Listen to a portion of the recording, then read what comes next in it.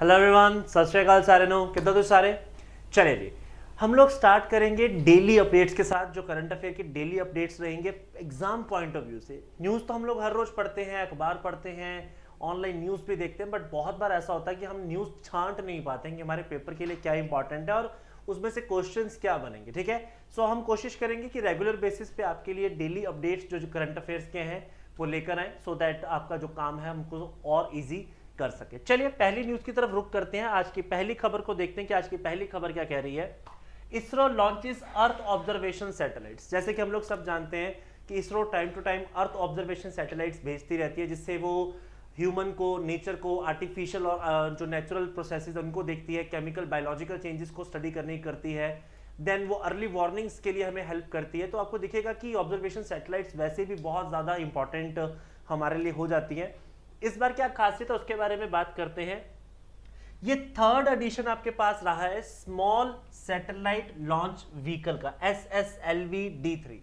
इसका बेनिफिट ये है कि ये 500 किलो तक की जो सैटेलाइट्स उनको आराम से लेके जा सकता है, 0 to 500 kgs, प्लस ये 0 to 500 किलोमीटर की जो अर्थ की ऑर्बिट है उसके अराउंड इसको लॉन्च करवा सकता है। अगर ये अर्थ है और ये वाला मेरा दायरा 500 किलोमीटर का है, तो इस 500 किलोमीटर के बीच में ये इन सैटेलाइट्स को बहुत इजीली, बहुत कम खर्चे के साथ, बहुत कॉस्ट इफेक्टिव होके ये वहां पे उसको लॉन्च करवा सकता है। ठीक है जी, तो आपको दिखेगा कि जो हमारा सतीश धवन स्पेस सेंटर है श्रीहरिकोटा में, वहां पे 16 अगस्त को सुबह इसको लॉन्च किया गया था। ठीक है, और इसके अंदर जो सैटेलाइट है वो 175 किलो की है आपके पास, जिसका नाम है अर्थ ऑब्जर्वेशन सैटेलाइट 08, तो EOS 08 है, जिसे अर्थ से 475 किलोमीटर की लो सर्कुलर ऑर्बिट के अंदर जो है वो प्लेस किया गया है। आपको दिखेगा कि अब यहाँ पे जो प्राइवेट प्लेयर्स हैं वो भी रोल प्ले कर रहे हैं। तो आपको दिखेगा चेन्नई बेस्ड एक जो स्टार्टअप है स्पेस रिक्शा SRO, इन्होंने इसकी हेल्प की है, इसके अंदर सैटेलाइट को बनाने में हेल्प की है। तो आपको दिखेगा कि ये जो SSLV है ये आने वाले समय के अंदर बहुत कारगर साबित हो सकता है, जहाँ पे छोटे छोटे सैटेलाइट्स को आपको इन ऑर्बिट्स में डालना होगा, और ये अर्थ ऑब्जर्वेशन के लिए हमें क्या कर सकता है, बहुत ज़्यादा हेल्पफुल रह सकता है हमारे लिए। ठीक है जी, अगली खबर का रुख करते हैं। India add 3 more Ramsar sites. Very very very important class. Ramsar sites हमेशा हमें ज्योग्राफी में के सेक्शन से हमेशा पूछी जाती हैं। ठीक है, तो अब आपको दिखेगा कि 15 अगस्त को भारत में 3 रैमसर साइट्स और ऐड की गई हैं, 3 वेटलैंड्स और ऐड किए गए हैं हमारे पास। अभी टोटल नंबर कितना हो चुका है, 85 हो चुका है। पूछा जा सकता है class, as on 15th of August 2024, how many Ramsar sites we have? The number is 85। 3 कौन सी नई ऐड हुई हैं उसके बारे में बात कर लेते हैं। नंजरायन बर्ड सेंचुरी आपकी तमिलनाडु में है, देन द बर्ड एंड कुजो valley, that's in also in Tamil Nadu, and Tawa reservoir जो कि आपके पास कहां पे मिलेगा, आपको मध्य प्रदेश में मिलेगा। इसी के साथ भारत में सबसे ज्यादा रैमसर साइट जिस एक स्टेट में हो चुकी हैं वो आपके पास बन चुकी है तमिलनाडु, 18 हो चुकी है यहाँ पे, followed by the Uttar Pradesh जहां पे 10 साइट्स आपको जो दिखेंगी। ठीक है, थोड़ा सा डिटेल में बता देता हूँ रैमसर है क्या। जो इन बच्चों ने अभी अभी तैयारी करनी शुरू की है वो कई बार कंफ्यूज होते हैं। रैमसर सुनने में लगता है देसी सा नाम होगा, लेकिन देसी नहीं है, ये ईरान के एक शहर के नाम पर है, जहाँ पे 1971 फरवरी में एक कन्वेंशन साइन हुआ था, जहाँ पे वेटलैंड्स की इंपॉर्टेंट की बात को समझा गया था। देखो, वेटलैंड्स अगर मैं आम भाषा में बात करूँ तो वो हिस्से जहाँ पे आपको जमीन और पानी और हवा के जो जानवर हैं वो एक साथ दिख जाए, जहाँ पे पक्षी आपको बहुत सारे दिखे, पानी पे रहने वाले जानवर बहुत सारे दिखे, जमीन पर रहने वाले आपको जानवर बहुत सारे दिखे, एम्फीबियंस बहुत सारे दिखेंगे। यहाँ पे आपको एक बहुत बेहतरीन इकोलॉजिकल बैलेंस जो है वो देखने को मिलता है। तो भारत में ऐसी 85 रैमसर साइट्स हैं। ठीक है, जिसमें से 3 रिसेंटली आपकी ऐड हुई हैं, जैसे कि आप देख सकते हैं मेरे पीछे नंजरायन बर्ड सेंचुरी है, काजू वैली बर्ड सेंचुरी है, और तावा रिजर्वायर जो आपके पास है, ये तीनों हमारे पास इसमें ऐड ऑन किए गए हैं। ठीक है, नेक्स्ट चलते हैं। 3 Indian ocean structures named by IHO, again a very very important point। International hydrographic organisation ने और यूनेस्को ने मिलकर जो भारत की रिक्वेस्ट है उसके ऊपर बात की है।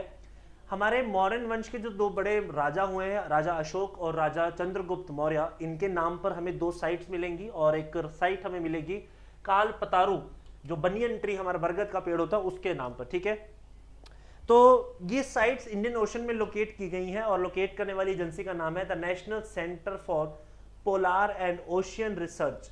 नेकपोर जो कि गोवा बेस्ड एक ऑर्गेनाइजेशन है। तो आपको दिखेगा इन 3 स्ट्रक्चर्स के साथ अब इंडियन ओशन में 7 ऐसे स्ट्रक्चर हो चुके हैं जो या तो भारतीय साइंटिस्टों के नाम पे या भारतीय किसी पर्सनैलिटी के नाम पर आपको दिखाई देंगे। मैं आपको एक बार मैप पे इसके दर्शन करवा देता हूँ, ये साइट है कहाँ पे, ठीक है। जैसे कि ये रहा मेरा प्यारा भारत और उसके बाद ये नीचे सारा इंडियन ओशन है। तो this is the actual place जहाँ पे ये 3 साइट्स लोकेट की गई हैं। जैसे कि आप सबसे पहले नंबर पे देख सकते हैं, ये एक आपके पास चंद्रगुप्त मौर्य रिज के नाम से है। अशोका सी माउंट, रिज आपको पता होगा जो समुद्र में माउंटेन्स होते हैं रिज कहा जाता है। सी माउंट्स वो होते हैं जिनकी हाइट 1000 मीटर से ज्यादा हो जाती है, ठीक है। एंड आपको दिखेगा एक है काल पतारू रिज, ये भी आपके पास रिज कैटेगरी में है। तो सदर्न जो इंडियन रिज है इंडियन ओशन के अंदर, यहाँ पे आपको कुछ इस तरीके से इन्वर्टेड वाई शेप में एक रिज दिखता है। उस रिज का आपको दिखेगा कि 3 पॉइंट्स लोकेट किए गए जिन्हें भारतीय नाम या भारतीय चीजों से रिलेट करके रखा गया है। ये इंपॉर्टेंट है क्लास, आपको पूछा भी जा सकता है, ठीक है। तो एक रिज है, दो रिज है और एक सी माउंट इस कैटेगरी में ऐड किए गए हैं, ठीक है जी। चलिए अगली खबर की तरफ रुक करते हैं। In third voice global south summit, यार ये ना बड़ा इंपॉर्टेंट एक पॉइंट है। अगर हम लोग ग्लोबल साउथ की बात करें, नरेंद्र मोदी जी बहुत लंबे समय से बार बार ग्लोबल साउथ की बात कर रहे हैं। तो ग्लोबल साउथ है क्या? इक्वेटर से नीचे की जो आपकी कंट्रीज हैं इन्हें टिपिकली ग्लोबल साउथ कहा जाता है। और आपको दिखेगा कि दुनिया में ज्यादा गरीबी या ज्यादा लो जीडीपी का जो सिस्टम है वो भी यहीं पर दिखेगा। पॉवर्टी, अनएम्प्लॉयमेंट जैसे इश्यूज भी यहाँ पर दिखेंगे। और डेवलपमेंट की जब बात की जाती है तो ये कंट्रीज भी आपको दिखेंगी जो अंडर डेवलपिंग या डेवलपिंग कैटेगरी में या अंडर डेवलप्ड कैटेगरी में फॉल करती हैं। तो एक समस्या जो बड़े लंबे समय से यहाँ पर देखी गई है उसके ऊपर बात हो रही है, ठीक है। तो जनरली हम लोग इसको पढ़ते हैं तो हम बोलते हैं कि इक्वेटर के नीचे की कंट्रीज है, लेकिन ऐसा नहीं है। बहुत सारी कंट्रीज इसमें इक्वेटर के ऊपर भी हैं, लेकिन ग्लोबल साउथ के ऊपर जो मुद्दा उठता है वो मोस्टली उसके इश्यूज को लेकर उठता है कि वो लोग कंट्रीज जिनका इश्यूज ज्यादा हैं as compared to the world level, जिनका सस्टेनेबल डेवलपमेंट गोल्स में बहुत बुरा हाल है, उनकी बात होती है। तो आपको दिखेगा कि तीसरी जो मीटिंग थी उसको चेयर किया है हमारे नरेंद्र मोदी जी ने। 17 अगस्त को ये मीटिंग हुई थी और इसमें एक थीम जो दिया गया वो इंपॉर्टेंट है। थीम क्या दिया गया है? An empowered global south for the sustainable future, ठीक है जी। तो यहाँ पे आपको दिखेगा डिस्कशन हुई है बहुत सारे टॉपिक्स के ऊपर, जिसमें से जो आज की डेट में कन्फ्लिक्ट्स हमें देखने को मिल रहे हैं, फूड और एनर्जी की सिक्योरिटी के क्राइसिस दिख रहे हैं, क्लाइमेट चेंज जैसे जो इश्यूज दिख रहे हैं उसको एड्रेस किया गया है। और अगर आप थोड़ा सा ध्यान दें तो पिछली बार G20 के अंदर भी ग्लोबल साउथ को लेकर नरेंद्र मोदी ने बहुत मुद्दा उठाया था, उसके ऊपर काफ़ी अच्छी खासी डिस्कशन जो हुई थी वो हुई थी। और एक्सेप्टेंस जो ग्लोबल साउथ के मुद्दों को लेकर है वो भी इंटरनेशनल लेवल पर वो लेकर गए हैं। तो it's a great initiative that has been discussed. तो ये थर्ड मीटिंग था, प्लीज़ इसको याद रखिएगा क्लास, ठीक है, नरेंद्र मोदी जी के द्वारा।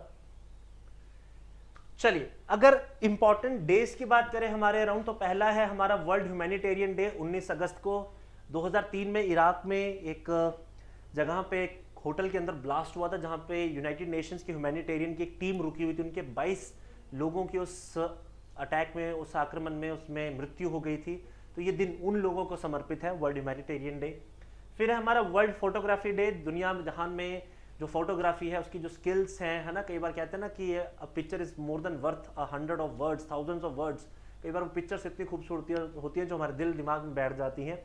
और 19th को हमारा बनाया जाता है वर्ल्ड संस्कृत डे। 1969 में जो हमारे श्रवण मास की पूर्णिमा होती है, जैसे कि जिस पे राखी भी हम मनाते हैं, उसी दिन पर इसे सेलिब्रेट किया जाता है। पूरी दुनिया में संस्कृत का महत्व बताया जाता है।